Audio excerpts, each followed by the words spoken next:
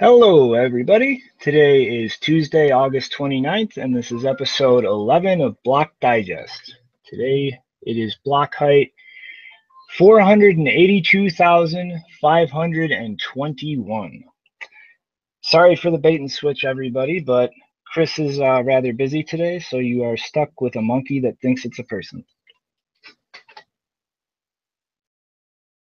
All right, today, to start off the fake news section, the vision of Satoshi is fulfilled. The proselytizers are proselytizing. As we can see now, a young woman at a train station in London was approached with this holy scripture. If you invest one Bitcoin, Bitcoin meaning Bitcoin Cash, obviously the real Bitcoin, approximately 520 pounds, you are guaranteed by March 2018, 10,000 pounds in return. I mean, who can say no to Satoshi? He's guaranteeing a return just for investing 500 pounds. Sounds like a steal to me. What's your opinion, regular guest Acnix? I don't know. It's wild. It's like Satoshi has turned into the Johnny Appleseed of money, right? It's hopping around all these big cities, just telling people about the woes of economies and how they function. So that's where Satoshi's been all these years, getting ready for move everybody into the real Bitcoin. Yeah, it's what it's looking like. This is nuts, right? Whoever thought it'd play out like this? Yeah, the funny thing though, I think if you look here, they messed up the math a little bit. It's 500 or $5. Sorry, I was about to say dollars as an American. 5 pounds 20 pence turns into 1,200 pounds about, but a tenth of that 5 pounds is half of the 1,200. I think Satoshi forgot how to do the math. Oh my God. But to move along a little bit, sorry to cut you off. We have some great news for a few different cryptocurrencies. We are at an all-time high today for Bitcoin, surpassed $4,700, just a hair's breadth short of 5,000. We're almost there, guys. And I'm sure Charlie Lee and the other chicken fans are happy to see that Litecoin is following right behind it. And as well, Monero has finally crawled out of the depths of being the guaranteed pullback, up to $168 today, thanks to BitThumb. This is obviously not trading advice, but I think at this point it's safe to say that people should keep an eye on these South Korean exchanges as they add more cryptocurrency. Seems to be bringing a lot of volume as crypto solidifies and legitimizes itself across Southeast Asia. And the entire crypto market cap is now $160 billion.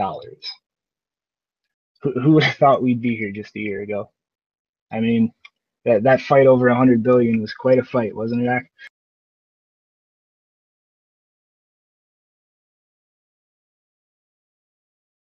I think Ak has disappeared. Oh no, sorry. Well, I guess Looking for a headset here because I don't have one right now. My Bluetooth stopped working. so we have the evil feedback to blame. I get you. But if we look at this crypto bubble, as some would call it, and compare it to another famous bubble in history, Bloomberg Technology says Bitcoin's epic rise leaves the tech bubble in the dust. So I guess we're showing those old Silicon Valley veterans how it's done. If you look here, Bitcoin's price chart compared to the home builders bubble, the biotech bubble, the technology bubble, that looks like a steep brick wall to me.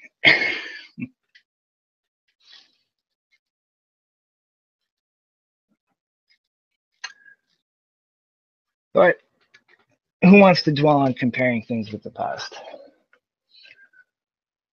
One thing that I think the mainstream is finally starting to realize is that Bitcoin is not anonymous. as a lot of people have come to think over the years. Obviously, a cryptographic key pair, the private key and public key, is only pseudonymous, meaning it is still itself an identity. It's simply not linked to your real name.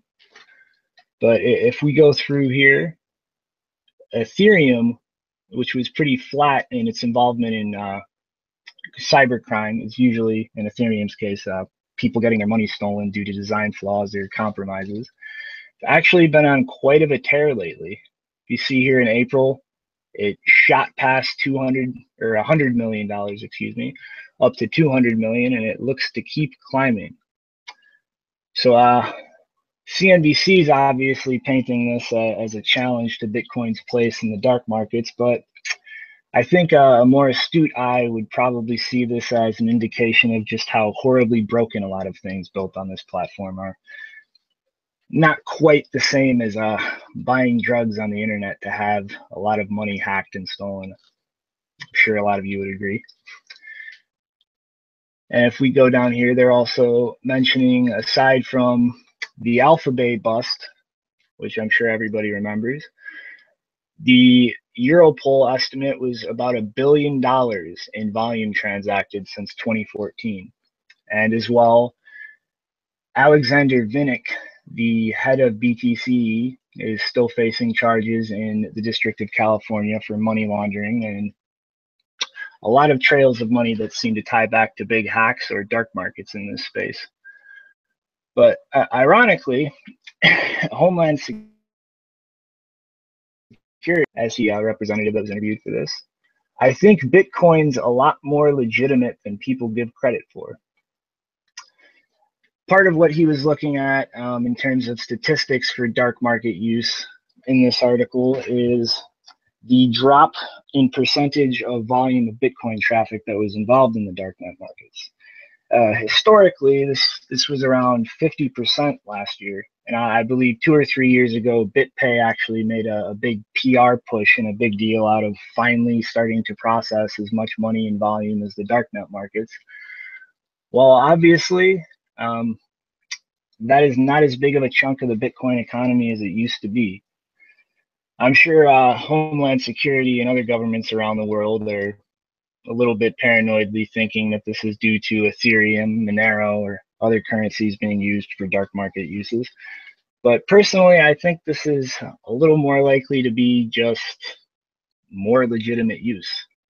There's so many new people coming in this space just looking for a quick buck to make that I think the exchange traffic is finally starting to overtake the people buying their drugs. Well, I think there's another part to that, right? That's how anonymous is your cryptocurrency, right? Because they all provide some kind of level of pseudo-anonymity. And true anonymity may not actually exist at all. So, I think we're actually talking about this on a spectrum, right? So everything has, and it varies on skill too, right? Because the more skilled you are in a particular cryptocurrency, the greater your anonymity profile may be, right? So it kind of also is a good indicator of the skill level of new entrants to the market. It's almost like a rank or a grading system, you know? So I think that's an important part to kind of dive into, right? Like, how anonymous are the cryptocurrencies, and is Bitcoin anonymous at all? Which I think, yes, it absolutely is, but it varies drastically based on skill level. Sorry, I just reiterated that. Sometimes you need to reiterate things. So you think it's more likely that a lot of this relative traffic change is just people looking for alternatives that require less of a tech savviness level when it comes to protecting their privacy on a network level? Huh? Yeah, absolutely. Like, they're testing the waters. They're exploring the space, and they're thinking, what gives me the best level of anonymity, or what gives me the best feeling of comfort and security inside of a blockchain, dare I say.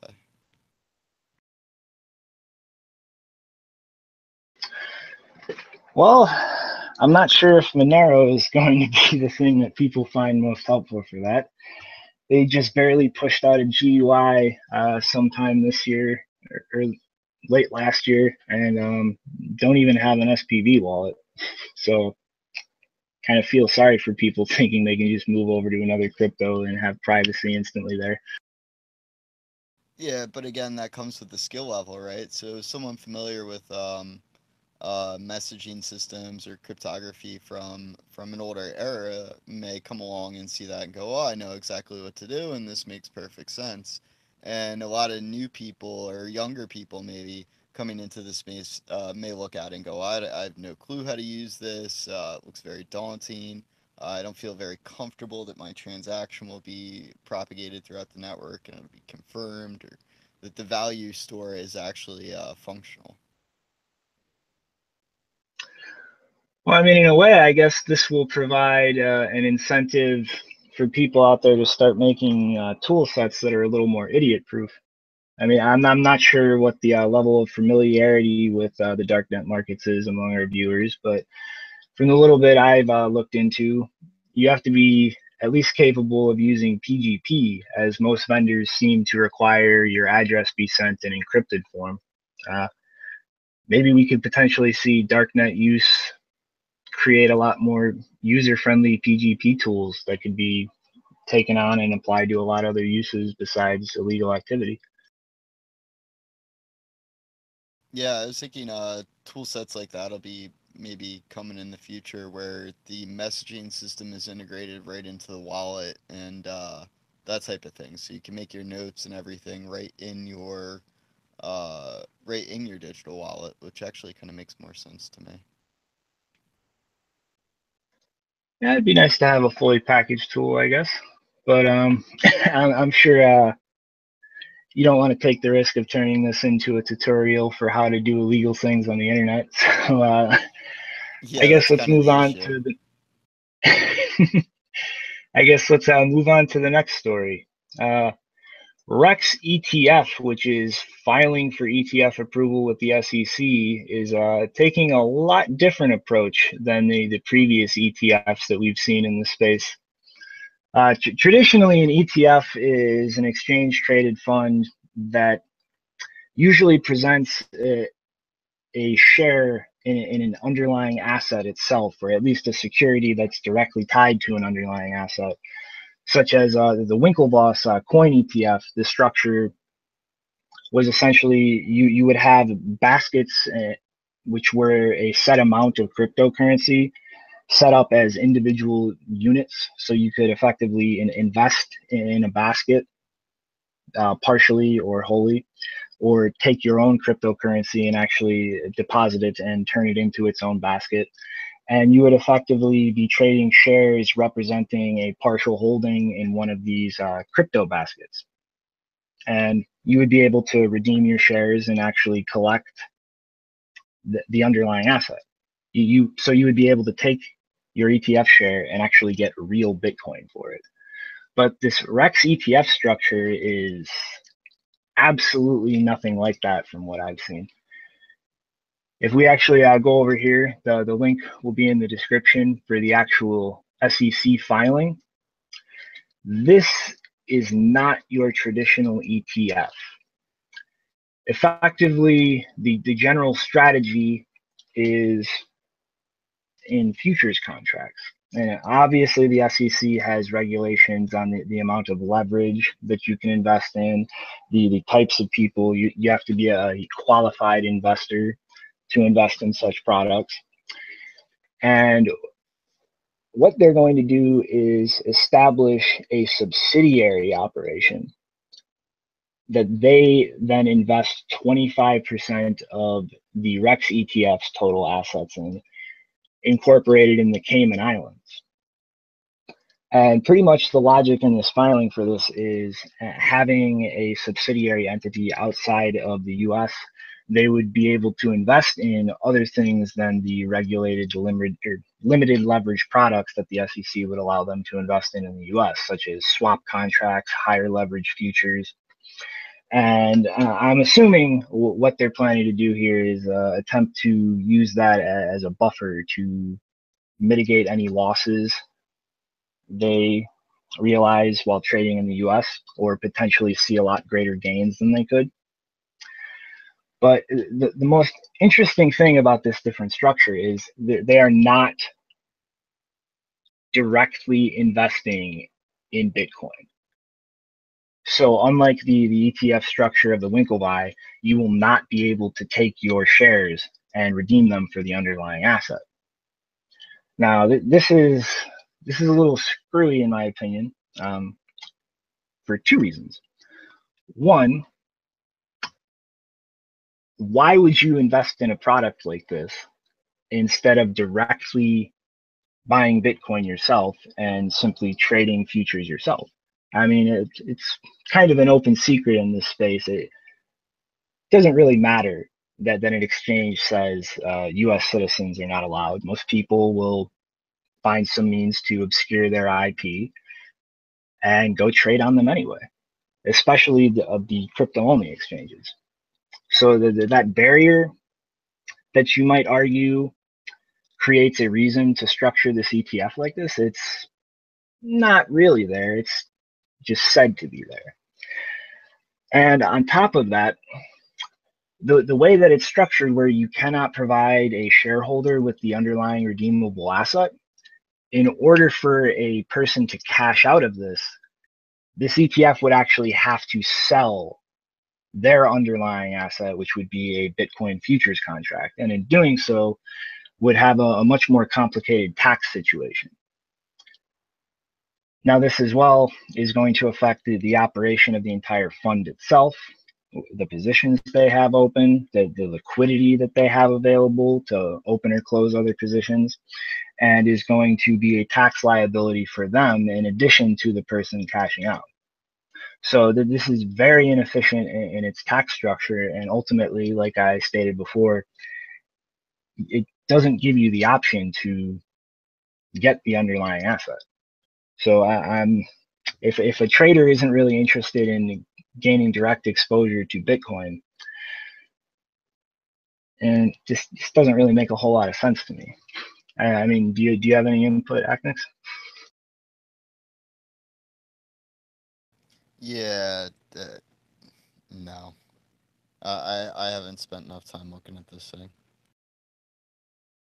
Well, then I guess we'll just go with is very confusing, going to cause a lot more tax implications for anybody involved with it compared to just direct Bitcoin exposure or a more traditionally structured ETF. And I have no idea why they think the SEC would approve this when two ETFs for a crypto product were turned down due to concerns of the overall market structure.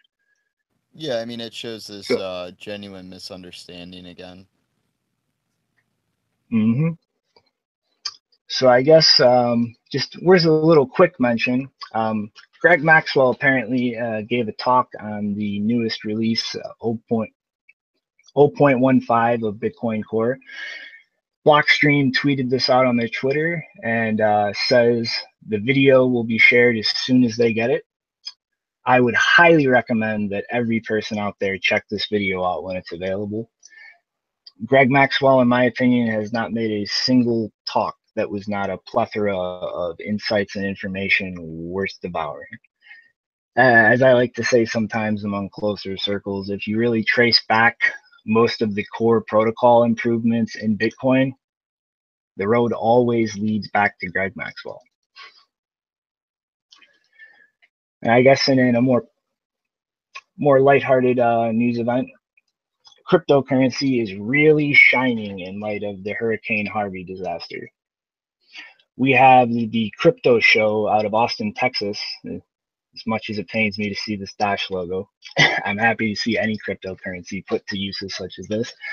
Actually took their trailer out to Texas and is starting to pass out food, resources, and help to anybody in need of it. So not really sure where their donation address is. I apologize for the lack of prep work. I'll definitely post that up in the description after the video. I would highly recommend that people donate to help those out in need. And as another side note, Church of Blurk is a phrase that people might have heard around. It is not a joke. it is actually some kind of incorporated entity that is trying to do good. Now, one thing I want to explicitly state here to anybody who might go and donate, this is a Bitcoin Cash address. So please do not send your regular Bitcoin to this address. They will be lost. It will cause a headache for everybody, and that money likely will not wind up going to help those in need. But if you can see here, Jason Siebert from the Church of Blurk is down there right now, passing out supplies and operating a kitchen, handing out food, water, and shelter for those in need. But can you think of a better way to spend your Bcash? Seriously. This is it, guys. Like, seriously. As much as I like the idea of a free money airdrop, I'm not going to lie, I think this is where the rest of the Bcash I haven't sold yet is going. I mean, like you said, what better use could you put it to? And today's kind of a slow news day. I'm kind of new at this, and I'm pretty sure I've been boring the hell out of a lot of you, making you wonder, why isn't Chris here? Where's Chris? I want my Chris. I'm So also as a final horribly note ill here, prepared, and just I've been working, very very hard on another project, so I've had minimal time to dedicate, which will be changing in the future, hopefully. excuses, excuses, excuses. I always have But excuses.